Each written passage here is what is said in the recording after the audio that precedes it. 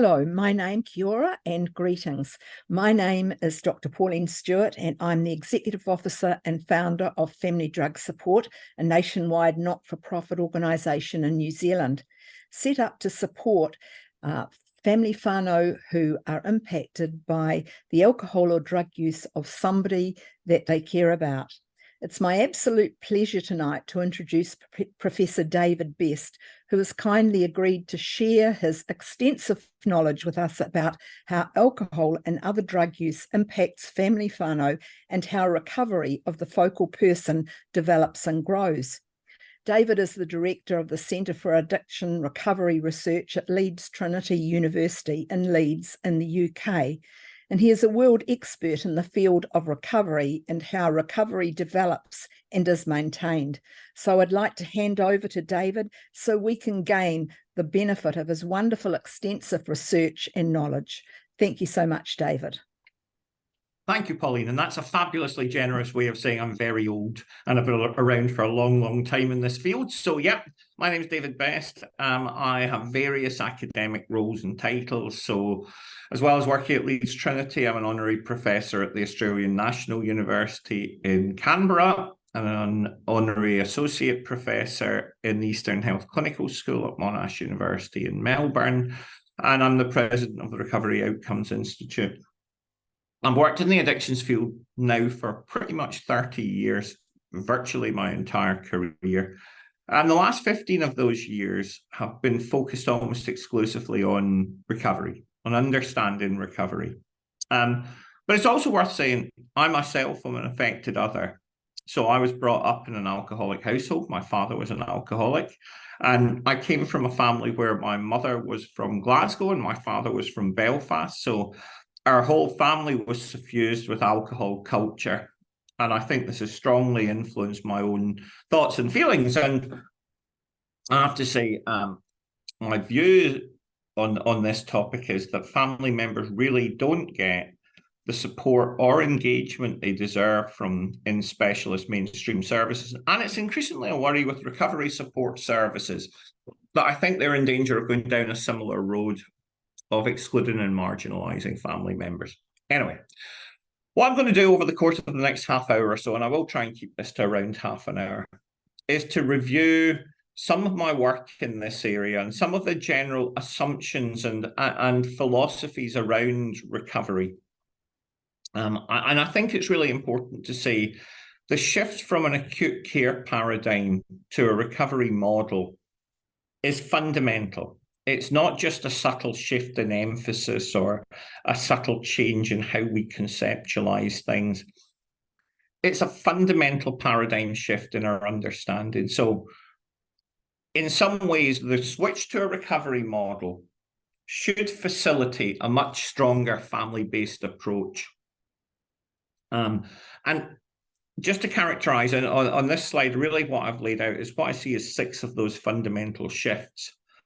The first thing is it changes the status of both the client or service user and of the professional from expert patient to much more of a partnership approach.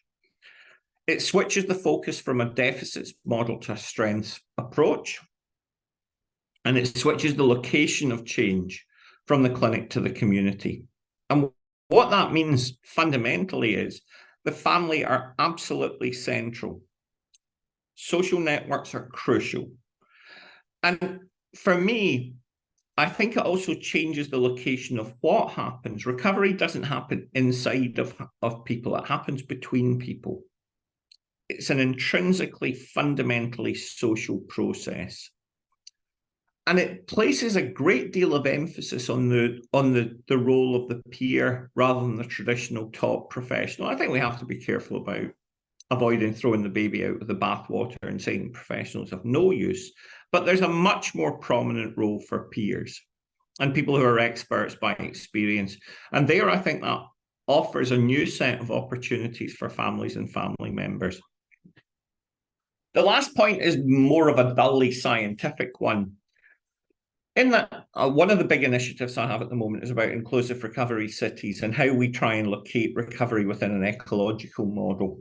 And And one of the challenges of doing that is if you wanted to come up with the perfect method of detox or a traditional talking therapy, you could almost argue it doesn't matter where you are. That if you have an effective detox method, you could run it in Auckland, Melbourne, Sydney, Glasgow, Newcastle, wherever. It wouldn't really matter. It's a method, it's a technique. But recovery isn't like that. For many of the reasons before, we can't simply replicate what's effective in one location and assume it will be effective in another, because it's very much socially, structurally, and ecologically grounded in the resources, the models, the stigmas, the opportunities that avail in each different location.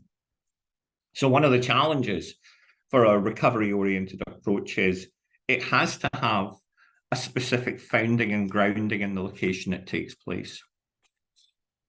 We also know, and this is I'm afraid to admit this is a stolen slide. So this slide is from John Kelly's work, and I think originally captured the work of Mike Dennis at the Chestnut Health Systems and the Lighthouse Institute in the US. We also know that recovery is the later process of an overall journey that's estimated to last 27 years.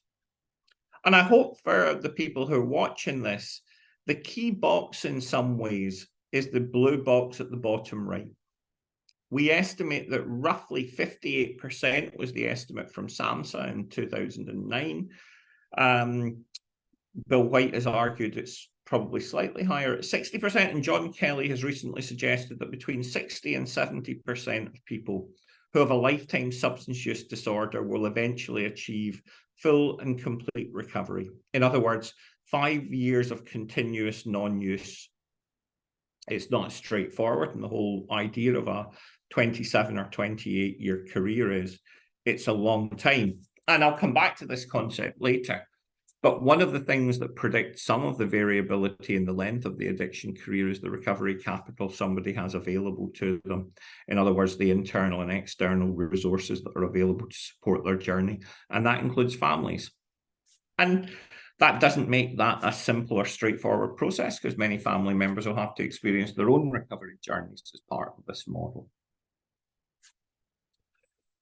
What enables recovery? Well, we can talk a little bit about the epidemiology of addiction and the length and likelihood of recovery careers. But one of the things that I've certainly adopted in my work from the mental health recovery movement is the CHIME model. And CHIME was initially, it was a paper by Mary Leamy in 2011, which was a review article in the British Journal of Psychiatry, where she identified what she felt were the 5 most important characteristics of the 438 studies reviewed. And basically, they fell into the acronym of CHIME. Connection, hope, identity, meaning, and empowerment.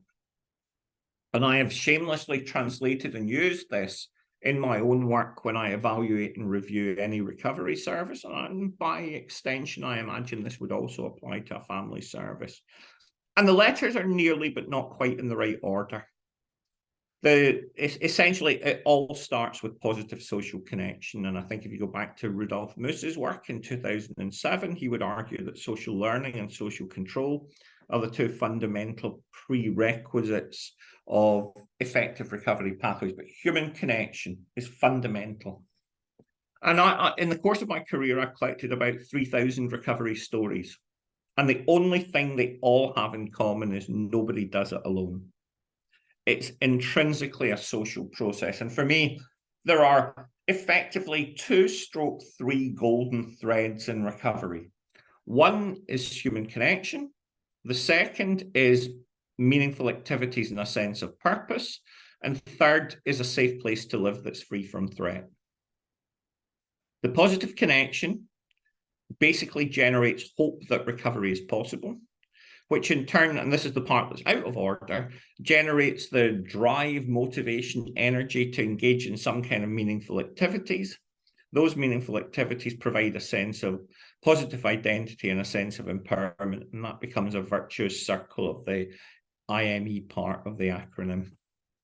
And that's fundamental to change. And look, in my own work, going right back to the first really big recovery study I did in Glasgow and Birmingham, which we did in 2010, which we call the Goya study. Why do people recover? Or rather, who does better in recovery? And I think we had a total of 199 people in recovery from either alcohol or heroin in this study. And there were two things that predicted well-being in recovery much stronger than everything else. The more time you spent with other people in recovery, and the more time you spent in meaningful activities. Why do we call this? And the second was basically just a count. How much time in the last week have you spent involved in all of these activities? Basically, any kind of pro-social meaningful activity, and we were quite inclusive. We call this the Goya study after the Spanish painter Francisco Goya, and Goya stands for get off your arse. People don't recover, and for me, this is a fundamental shift from traditional teaching approaches. I'm a psychologist. I did my training at the Institute of Psychiatry in London. I spent a number of years working in South London treatment services, and it struck me that this acronym applies every bit as much to the workforce as it does to the client. Sitting across the desk from somebody pontificating and hoping that you're sprinkling magic dust on them is a fundamentally flawed model of delivering meaningful recovery treatment. And I suspect that's really true in family support services. So when we first published this, we were criticized on the grounds that, are we sure that it wasn't the case that the order was reversed, that people who had higher well-being then had more meaningful activities? So we studied 3 English drug action team areas, different parts of England, and followed people for a year. And we split them into groups based on whether they initiated meaningful activities, had continuous meaningful activities, stopped, or had no meaningful activities. And we used 3 measures: physical well-being, psychological well-being, and overall quality of life. For people who started meaningful activities, all 3 of their well-being scores went up. For people who stopped meaningful activities, they went down. For people who were continuously involved in meaningful activities, their well-being scores were all significantly higher than people who had no involvement in meaningful activities. Now, this wasn't a randomized controlled trial. I can't claim causality, but as close as you get. And one of the things in my more recent work, I repeated a variant on this study in recovery housing in Florida in 2017. And basically what we found was, if you spend enough time in recovery housing, there'll gradually be a reduction in your unmet need and your barriers, typical treatment effects. But if you use that time to engage in meaningful activities, you got a significant up of a strength-based approach. You built your personal capital and your social capital. And to me, this is absolutely fundamental to our understanding of how and why people recover over time. And one of the things that has led to, and I'll come back to this, I'm not sure if this slide's in the wrong place really, has led me to start to think, look, if we engage in programs to support people, and I'll talk about the MPE model for recovery capital later, fundamentally, we're trying to do 2 things. We're trying to help people change their social networks, and we're trying to help people engage in pro-social activities. So I guess I shouldn't really have this slide because I don't have the permission from Kentucky Fried Chicken to use their symbol on here. But this was basically the Kirkham Family Connectors program, and we just thought it was too funny a coincidence not to use that. Anyway, so HMP Kirkham is a Category D open prison in the northwest of England, and essentially what that means is that it is for prisoners in the last 2 years of a long sentence. So basically, people sometimes confuse Cat D prisons or open prisons with like white collar criminals or low threshold, low tariff offenders, but it's not. They're called bridge prisons. So the idea is they're the end of sentences for people who are going to take a long time to readjust to get back into the community. Anyway, for people in the last 6 months of their sentence at Kirkham, we offered them the opportunity to take part in our family program, where, after sufficient grooming of the suitability of family members, we invited family members to come in and take part in our training program, where we train family members to be human connectors, to get drug and alcohol users in prison who were just about to come out to link them into pro-social community assets and to support their pathways into community resources.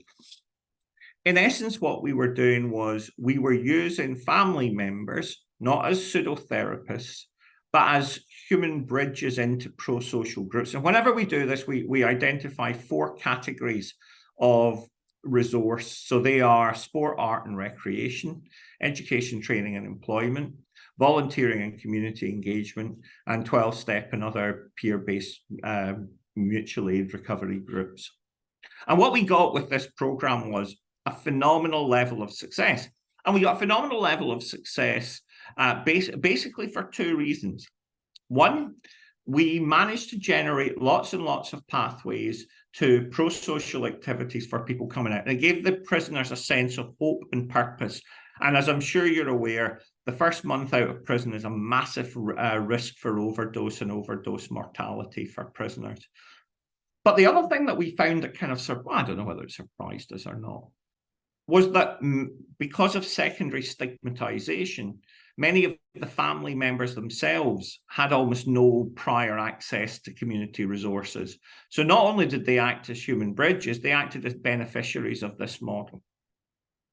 Sadly, for UK funding reasons, this is no longer continuing in Kirkham. We're hoping to start in another prison called Whānau shortly, but it is widely used in a prison called Hasselt prison in Belgium. But just to reiterate what the point of this is, it's to try to empower and skill family members to be human bridges, to actively engage people in positive activities that will build recovery capital over time. And this is just some of the materials we had for the Kirkham Family Connectors program. And if you're interested, I'd be more than happy to send them on, or the 2 published papers we did on this. And it's predicated on one of the fundamental premises of the whole idea of a capital-based model.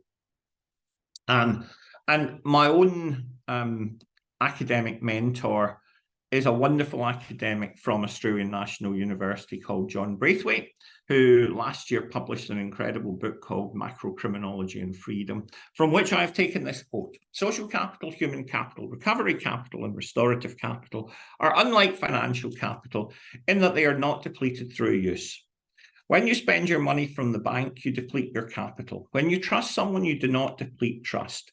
Trust tends to be reciprocated, and this engenders virtuous circles of trust building. A politics of hope is likewise redemptive as we face adversity. It is infectious." Now, in the recovery field, we don't use the word infectious, we use the word contagious. We talk about recovery as a social contagion. And that's one of the fundamental reasons why we think of recovery as something that is incredibly socially predicated. And indeed, when Keith Humphreys did a systematic review of what works in evidence in 2013, all 3 of the areas he identified, recovery housing, recovery peer-based mutual aid groups, and peer-delivered interventions, had in common that they were peer-based and not professionally based. And this is crucial for me. What is recovery capital? Well, this is where families can play a critical role. Recovery capital was originally defined by Granfield and Cloud as the breadth and depth of internal and external resources that can be drawn upon to initiate and sustain recovery from alcohol and other drug problems. What is different about that? Well, the first thing is strength-based and not deficit-based. The second thing, it's not all internal. So we almost flip the model. The assumption is not that you try to, through talking therapies, build up some kind of inner reserve of strength that then supports people in the journey. The idea is that it's through social connections, social networks, and access to community resources that people are afforded the space and time to build those resources. I mentioned the studies we did in Glasgow and Birmingham. Well, we combined the data with data from New York that was gathered by an American researcher called Alexandra Lodi. And we wrote a paper for the Royal Society for the Arts. And this was really the first attempt at quantifying recovery capital. And in our model, we were of the view that if somebody is going to recover, there are a group of core internal characteristics they have to build. Resilience, self-esteem, self-efficacy, communication skills, coping skills. And that the 5 years of a recovery journey is effectively the period in which those strengths grow. But how do they grow? They grow through the other two slices of the pie, through the people you spend time with. And if you take the largest ever addiction study, Project Match, which is an alcohol study, a randomized trial of alcohol done in America about 20 years ago, maybe 30 years ago now. The single biggest predictor of who would recover was people who transitioned their social networks from network supportive of drinking to network supportive of recovery. So there is a bridging challenge. And what we originally called collective recovery capital, we now refer to as community recovery capital. And by that, we mean access to resources in communities, professional services, community resources, informal groups and networks. Those are the two crucial scaffoldings, if you like, that create the conditions that allow people to change and grow. And over the course of the 13 years since then, we have published a range of measures and indicators that has allowed us to start trying to quantify some of this stuff. So we published the Assessment of Recovery Capital in 2012, the Recovery Group Participation Scale in 2011. And essentially, we now use this all in an online platform called the RecCap. And the RecCap is a system for where people complete it and they will get an instant feedback of this kind of traffic lighted score profile that will say where they are in terms of their recovery well-being. And the idea is we do this on a quarterly basis and map and measure changes in this. However, the measurement is only a small part of this because, as I said, the fundamental process of supporting recovery change is through a process of goal setting and then what we call engagement processes, which is where families are absolutely critical, which is about how do you effectively engage families as human bridges to positive resources, as human bridges to positive social support networks, as active mechanisms of getting people involved in those long-term change processes. And I'm not going to go through this in detail, but we've published, I have a PhD student based at the University of Stockholm in Sweden called Sophia Hard, who published one of our first papers on this. And we published something earlier this year where we're starting trying to look at who does better. And you will see that from all of the studies we do, there are various demographic differences, but fundamentally, people who do well are people who have meaningful activities, who have better quality housing, and who have stronger social support.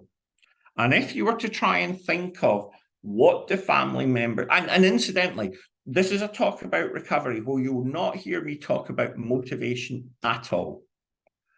Motivation is, as scientists, we're terrible at measuring it. And it seems to me observationally, it's far too fickle and situationally based to be a reliable predictor of anything. We also know, incidentally, that baseline motivation levels have very poor predictive power and outcomes. So no matter, and I'm sure all of you know as family members, and I certainly know from my own family experience, however much my dad talked about how sorry he was and how desperate he was to change, it predicted nothing about what he did next, because motivation is such a weak situational variable that it can't be relied upon. And these structural factors are much, much more important. I have a postdoctoral student at Lancaster University who's just about to do some work on how we develop and measure our care planning component. But this is crucial. For me, if there was one thing where family members can play a fundamental role, it's about, for anyone with an addiction problem who is in either of those two categories, and I suspect that will apply to the vast majority of people with alcohol and drugs, they either have no social network, they're socially isolated and excluded, or their social networks basically consist primarily of people who are current active users. And look, you know, I did a study in Australia of young people in residential treatment. And afterwards we split people into three groups. People who went back from the residential treatment to their old social networks, all but one of them relapsed within the first 3 months. If you go back to the same groups and the same norms and the same cultures and the same values, you'll do the same thing. Second group of people who had learned that lesson or been burned by that, they had worked out, they locked themselves away in apartments, they filled them up with tins of soup and DVDs, and they didn't use and they didn't offend, but their mental health was significantly weakened by the end of the process, and their social functioning was poor. The group of people, of young people who did well in the Victorian Youth Study, was basically people who maintained the same size and density of social networks, but transitioned from networks supportive of substance use to networks supportive of recovery. Now, obviously, that is a huge challenge. You know, we were talking in Melbourne about 21, 22-year-olds. Where do you find groups of sober, pro-social 21 and 22-year-olds? I suspect it's probably easier in Melbourne than it is in Glasgow, but I don't imagine it's easy anywhere. But nonetheless, that is where this model comes in, because the whole point for training and supporting connectors is to identify those resources, sports clubs, churches, religious organizations, colleges, universities, activity-based processes, and we have now collegiate recovery programs appearing all over the place. And I was at one earlier this week in Middlesbrough, which was about how do you identify safe, sober spaces on university campuses to create. And then the key is you create the asset, and then you want human bridges, and family members are perfectly positioned to be those human bridges. And look, you know, the other thing about this is you need human bridges. What you cannot have family members or anyone else doing is giving people leaflets or phone numbers. So this is a salutary story. I used to work along with a colleague, Victoria Manning, when we worked at the Maudsley Hospital in South East London. We had a unit called the Acute Assessment Unit. It was a 10-day emergency cleanup ward, basically for people who were fitting, injecting in their eyeballs, injecting in their groins, people who were in a terrible physical state. No attempt to treat anyone. All we were doing was cleaning people up and throwing them out. We had 153 successive admissions to the ward that we randomly assigned to 3 conditions. A third of them got a leaflet telling them about what 12-step meetings there were in the hospital grounds. A third of them, the booking-in doctor actively encouraged them to attend a 12-step meeting. And in the third group, a peer came and talked to them beforehand, took them to a meeting, went for a coffee with them afterwards, and explained what the meeting had been all about. For the people, I should have said, depending on their substance, it was either to get them to an Alcoholics Anonymous, a Cocaine Anonymous, or a Narcotics Anonymous meeting on the hospital grounds. Basically, people in that last peer condition had less substance use in the 3 months after they left the ward, more meeting attendance in the 3 months after they left the ward, and more meeting attendance while they were on the ward. What are the lessons from this? Giving people leaflets is the pointless abuse of dead trees. With all due respect for physicians, doctors are only marginally more useful than dead trees. If you want somebody to engage in some kind of activity, particularly people who have the incredibly low self-esteem and self-efficacy of drug and alcohol users when they're in the throes of addiction, you have to walk with them. You have to walk alongside people. And that seems to me a fundamental message, a twofold message for your organization. One is to support family members, you need to do the same. And secondly, for family members to support people with drug and alcohol problems, they need to engage. They can't just tell people where to go or what to do. They have to be willing to go with them, take them and support them through that process and actively engage them. And we've all done this before. You know, I used to sit at my desk in South London and see people and come up with all kinds of fabulous advice. But I needed to get off my arse and do things and walk with people, not just tell people what to do, because most of our drug and alcohol users get told what to do far too much already. And the other thing that is so important about recovery journeys is, and this is a fundamental part of the paradigm shift, is that people don't just go back to where they were. Neither people with addiction problems nor family members. We have a phenomenon called better than well, and we identified this when we did the, I had a student at Birmingham University do this with me, and Phil Valentine found the same thing with crack users in Connecticut. That essentially, when people achieve long-term recovery, their functioning and well-being, and this is measured on the WHO quality of life scale, which, Pauline, I'm afraid it is right. It is the WHO qual breath. It's not the WHO qual brief. I don't know why they call it that. It's some European thing, I guess. Anyway, the WHO qual breath, basically, we found for people in long-term recovery, they score higher on social quality of life and environmental quality of life than people who'd never had an addiction in the first place. And this is fundamentally important. So the point about the recovery journey is the aim is not to go back to some homeostatic zero. The aim is to have a significantly better life than when you started, because when you started, typically your life wasn't very good, which is why you ended up in problems with alcohol and drugs in the first place. The aim is not to go back there. And it's why recovery in some ways is a very misleading word. And I suspect that's true for family members as well. And I think the notion of journeys and ongoing journeys rather than returning to some imagined ideal state before addiction is a much more useful metaphor to deploy. We also found, incidentally, and we use this in our work quite a lot now, that of people, this is from the UK Life and Recovery Survey, or the first UK Life and Recovery Survey from 2015, of people who make 5 years or more into the recovery, 80%, nearly 80%, 79% of them actively volunteer and contribute in their local communities. And I thought this was really interesting, so I looked up what it is for the general public of people who've not been addicted, and the rate there was 39%. So another indicator of better than well, that people who are in long-term recovery were double as likely to contribute. And then we repeated this for family members. And there's some of this stuff that's a little bit distressing and less positive. So we ended up, this was a surprising study. So we ended up with 1,500 responses to our online. So this was originally meant to be the British Family Life and Recovery Survey. But it was an online link, and we ended up with around 1,000 responses from America rather than the UK. And you'll not be surprised to hear that there were high levels of emotional distress, and that around a third of family members were actively engaging in help. But the damage and harms experienced by people for family members were high.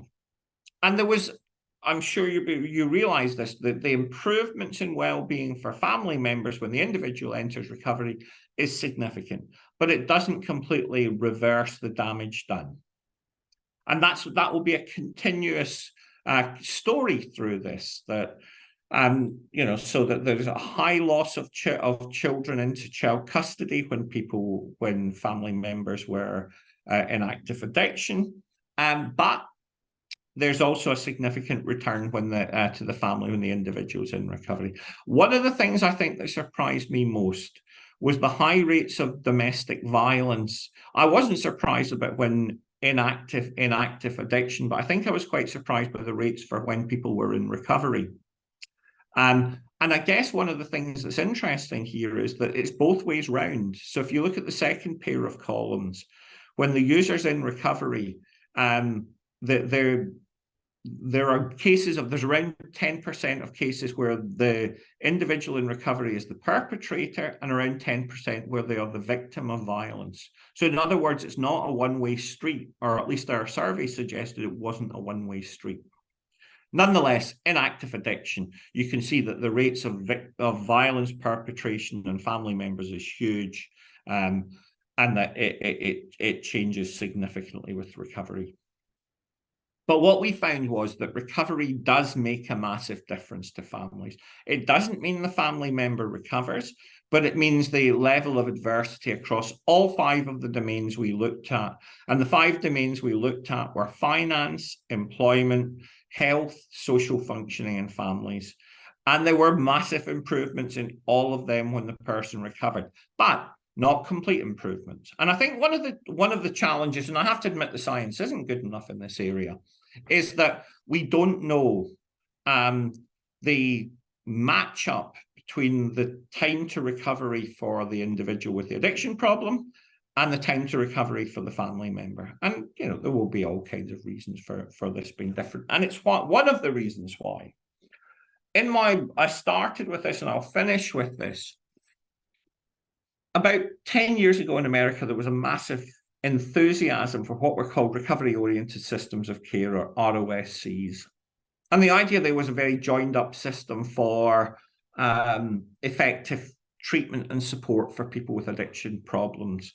We've now started an inclusive recovery cities model that is fundamentally about giving back and community well-being, in part to try and recognize that addiction nor recovery happen to individuals. They happen to individuals in families, in neighborhoods, and in communities. And the idea of social contagion should apply not only from addict to addict transmission, but it should also apply from family to family transmission. And the notion of recovery cities is about being collectively better than well.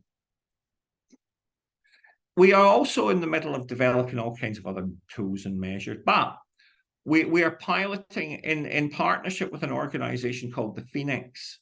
We are piloting a measure called the HCAP, or the Human Capital Measure, that essentially is attempting to assess when an individual enters a recovery support service, what impact does that have on the well-being of the family member of the affected other? Now, I'm well aware of the fact that we need to almost draw generational lines, that there are differences between parents of, partners of, and children of people with addiction problems. But nonetheless, what we are basically trying to look at here is the impact of recovery pathways on adult affected others, which is currently my only work in this area. So, okay, what do we know? The fundamental models of how you support people to recovery can be summarized in the acronym CHIME: connection, hope, identity, meaning, and empowerment. Recovery capital is the metric and measurement that allows us to look at how we characterize and quantify recovery, and increasingly that notion shouldn't be regarded as something that's exclusively measured at the individual level. The process through which change occurs is through a social contagion approach, and it affects communities, and that's led us to the idea of recovery cities. And one of the ideas that I'm currently toying with is the notion of cascade as the professional equivalent of contagion, where the aim for professional services is to create the conditions that maximizes the opportunity for social contagions to happen. And it seems to me that feeds into the idea of collective and personal efficacy, where if we are serious about measuring and mapping the impact of recovery services, they have to include families as well. And for me, the summary of that is the notion of cascade creating conditions for contagious change, which is a not very good alliteration. Anyway, so that is a very quick summary and overview of my work. I hope that was of interest and of some use to you, and thank you very much. Thank you so much. Thank you so much, David. Your information is just so valuable for impacted family members navigating the challenges of supporting a focal person while they build their own coping and resilience so they can stay the journey for a positive outcome. And the importance of families, you've just reiterated time and time again. I think really important is the evidence base that you come from. This evidence-based, it's not just people saying these things, it's actually what you are proving through evidence. And the support that we are providing at Family Drug Support fits really, really well with what you've discussed, because our counselling programs are for the family members who are impacted, and it includes the sort of information about CHIME that you've discussed, and we encourage the impacted family whānau to apply online for our phone support and for our, because most of our work is developed through telehealth, no matter where somebody is, because this recovery doesn't just happen in cities. It also happens in small rural communities and in small towns, and we want everybody to have the benefit of the support. So I just thank you. You've done an amazing job in your work, and we are so, you're a world expert. We are so fortunate to have you giving your time for us tonight. Thank you so much, David. Oh, my pleasure. Thank you very much.